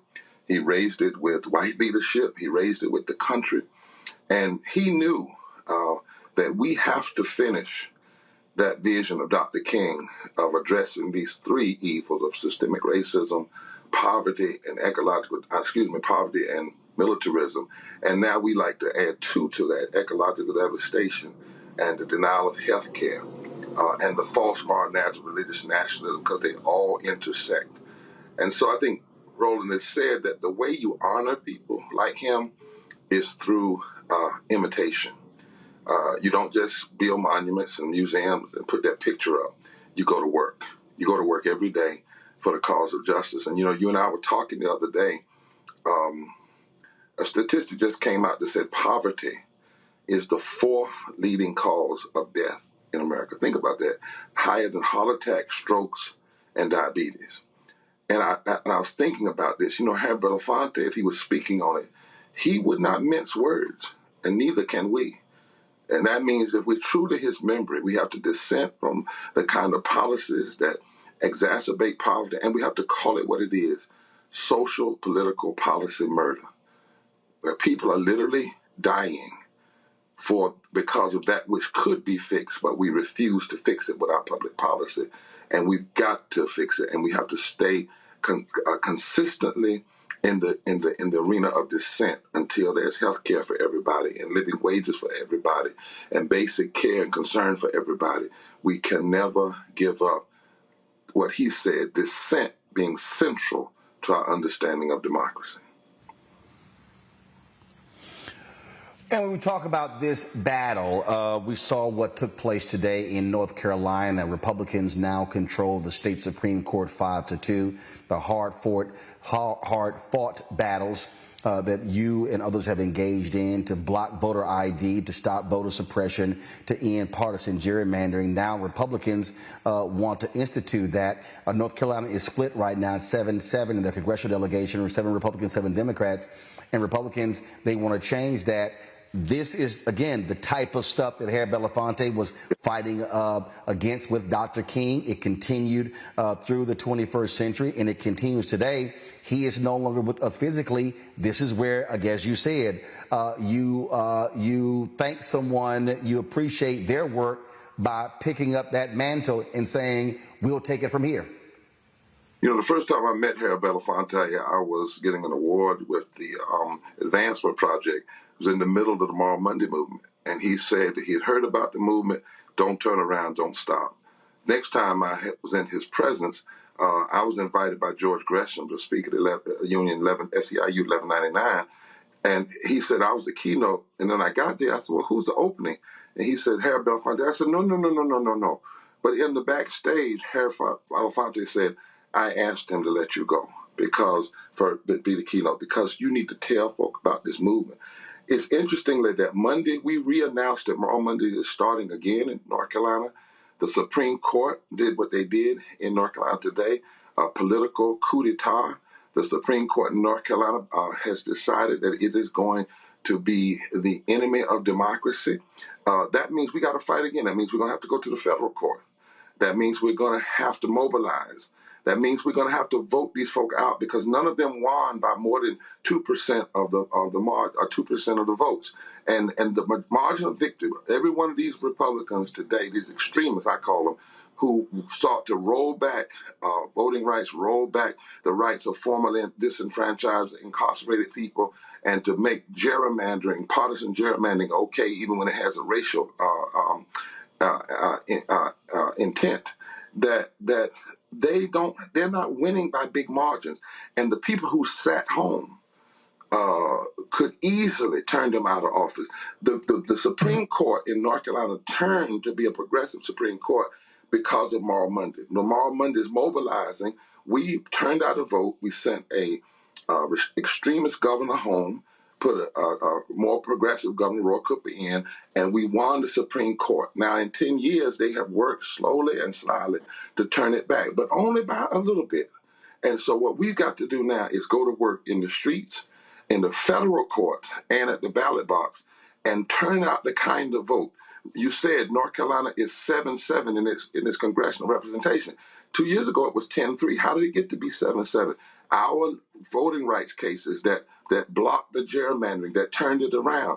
So now they're reversing that. Well, the way we're going to have to reverse them is to get them out of office. And what we know, and Roland, you and I have talked about it a lot, in the South, if poor and low wealth voters mobilize, it would only take 19% in North Carolina, 7% in Georgia, 4% in Florida to overturn at-large elections and to decide those elections. Supreme Court justices are all at large. They only have the margin by 2 votes. We get two changes, we're back to a majority. So we have to remember again what Harry Belafonte said: you don't sit down, you don't go home, you don't just rest. You get up every morning and you go to work. And dissent has to be at the center of our understanding of democracy, and fighting and struggling and working for justice has to be the way that we express that dissent. So even as monstrous, I want to say it like Frederick Douglass, as monstrous as this decision is today, I wonder if it might be one of the necessary link in the chain of events to the downfall of this entire extremism in this state and the South, because people can see it clearly now. And I wonder also, as we're going to be making a call, where's the business community now? We're going to be demanding, when they went after the LGBT community, you stood up, rightfully so. So is the business community going to stand up now when you see a Supreme Court basically say democracy has no home in North Carolina? You're absolutely right. And again, it's one thing for people to sit here, be on social media and message boards commenting about how great and wonderful Harry Belafonte was. You don't praise him if you're not praising the work. That's right. That's the deal. And so, and not here physically, but the work continues. And so everybody must be engaged in the work. Final comment. You know, both and I talk about faith a lot. Faith without works is dead. And Harry Belafonte knew that. You cannot claim a love for justice if you don't fight and struggle for justice. You cannot claim a love for love if you don't struggle and fight that love be realized. And so this is our moment. Our ancestors fought against worse than we're seeing. Let us not be the generation that has to fight less and wins less. We can win more.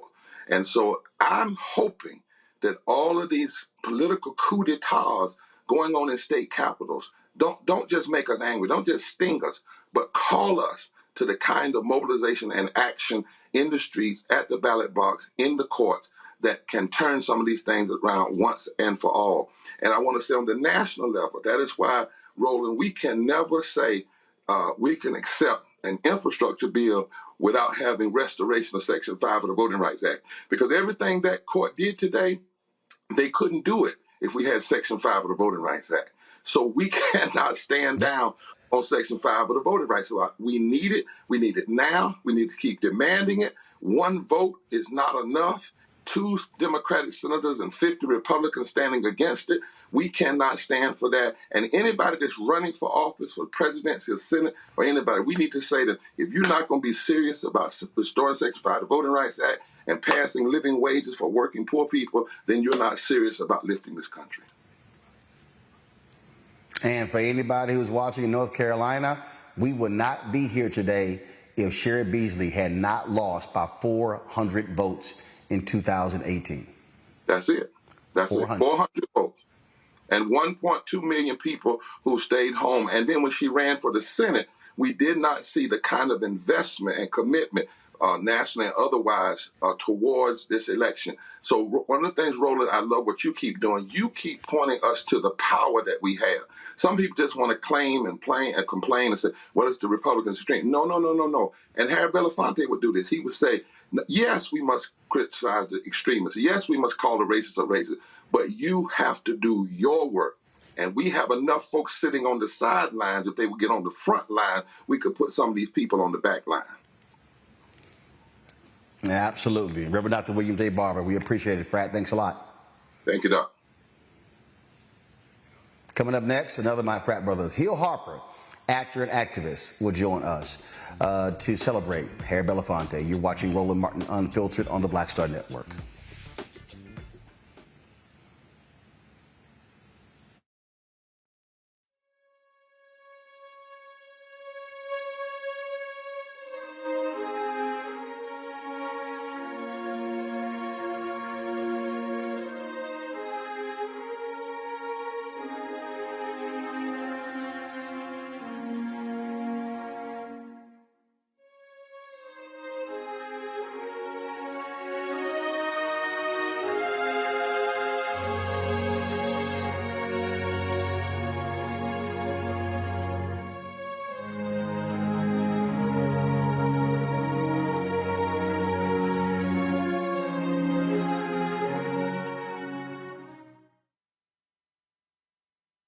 hatred on the streets, a horrific scene, a white nationalist rally that descended into deadly violence.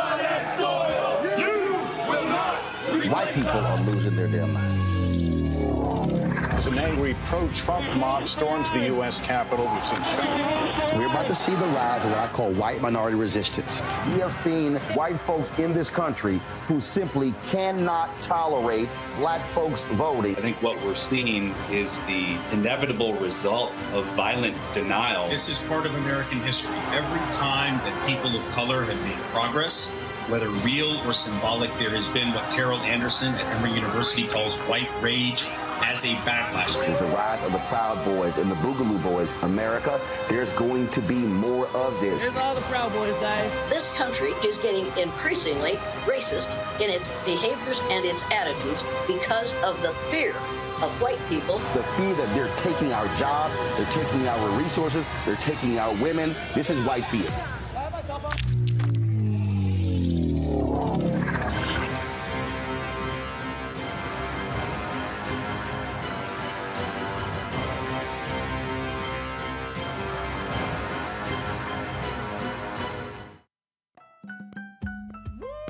We're all impacted by the culture, whether we know it or not. From politics to music and entertainment, it's a huge part of our lives, and we're going to talk about it every day right here on The Culture with me, Faraji Muhammad, only on the Black Star Network.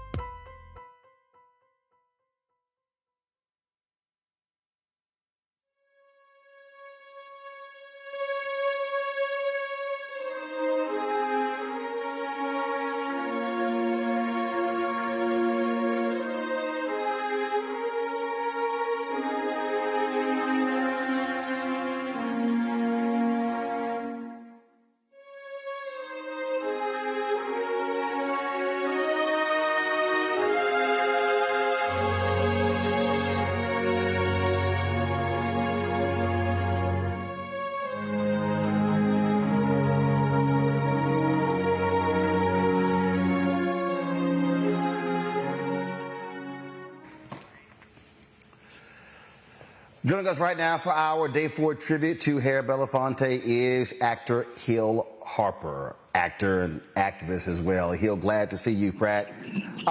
Hey. Earlier today, I was watching the video when Jamie Foxx got Entertainer of the Year for the NAACP Image Awards in 2013. And he stood up there and he said, you know what, I was going to talk about me and what I've done and my family. He said, but after standing there and watching Sidney Poitier and Harry Belafonte challenge us to do more, he said, I realized I have to do more. For anybody who's an actor or a singer today and they say, I can only just focus on the music, Harry Belafonte showed you can be rich, successful, well-known, and still put in the work outside of acting or singing. Yeah, Brother Roland, he was so important to me. I became an actor because of people like Paul Robeson, people like Harry Belafonte, people like Sidney Poitier, people like Ozzie Davis, that I had the pleasure of working with on Get on the Bus, who Spike Lee sat me next to him, and that was one of my first projects, and Ozzie told me very directly, if you are going to be an artist, particularly a black artist, you have to be an activist and you have to be political. And when I had one of the greatest honors of my career was when I was asked to do a fireside chat with Mr. Belafonte, or let's call him King Harry, the real King Harry. And he told me the exact same thing that Ozzie Davis had shared with me years before in my career. He, along with all those others we mentioned, represent the best of us. And, you know, in whatever small way I could, I have always felt that it's an incumbent upon us to use whatever platform we have to be political and to be activist and to be involved in bettering our community and bettering our country. Seeing that image that you just showed of him at the Lincoln Memorial speaking, or seeing him carry a picket sign, I'll tell you today, I carried a picket sign today because it was Workers' Memorial Day, and I was supporting the U.S. Postal Service workers from the AFL-CIO because they were protesting their working conditions. We have to do this work, and I'm so proud of you because you represent that through and through as well, owning your own distribution network, doing this work, speaking about it, and we're all part of it, cut from the same cloth of King Harry and Mr. Belafonte.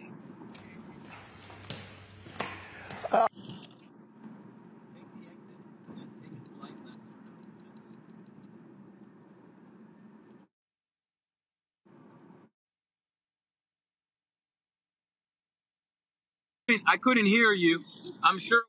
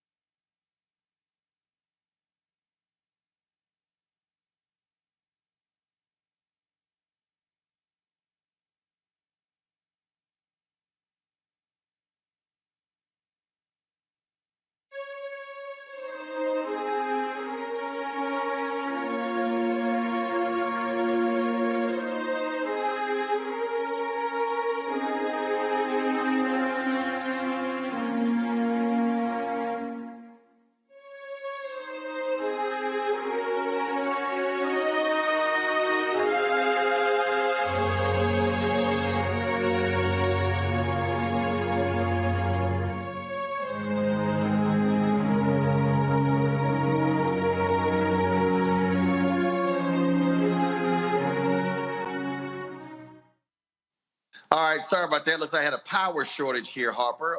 But we, of course, quickly improvised, so I had to hop on Skype.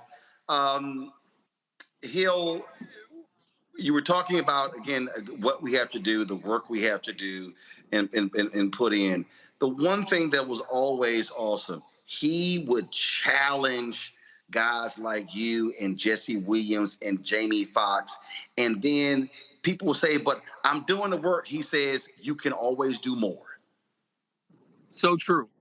And we need to be challenged and we need to be held accountable, because the simple fact is that if you ask most people, are things getting better these days or are things getting worse, particularly for marginalized communities of color, where I'm right now. I'm driving around Detroit and I look to my left, vacant building, boarded up, empty lot. Look to my right, same thing.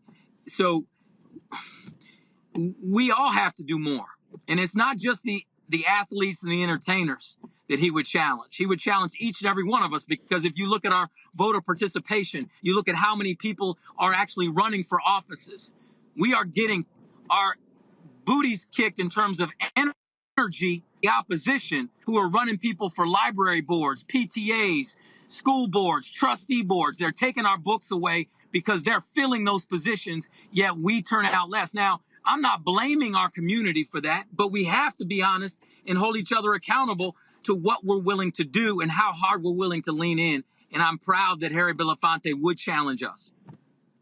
All the times you met him, you talked to him, what's the one thing that stands out? That's final comment. Well, you know, the main thing that stands out is his grandeur and his sense of purpose and gravitas, but his also ability to smile and have joy. I think sometimes we confuse the idea that you have to be deadly serious all the time. You know, think about people like greats like Harry Belafonte or Muhammad Ali. You know, they were quick with a wit, quick with a smile. And let me say this really quickly. The other thing that stands out to me is someone like Gina Belafonte, who, if you live your life with that type of legacy, what gets passed down to the next generation is the emulation of that. She is someone that I've been able to work with and have so much respect for how she approaches this same type of civil rights and human rights work. And I just pray that my son Pierce maybe sees in some small way, me and the work I do.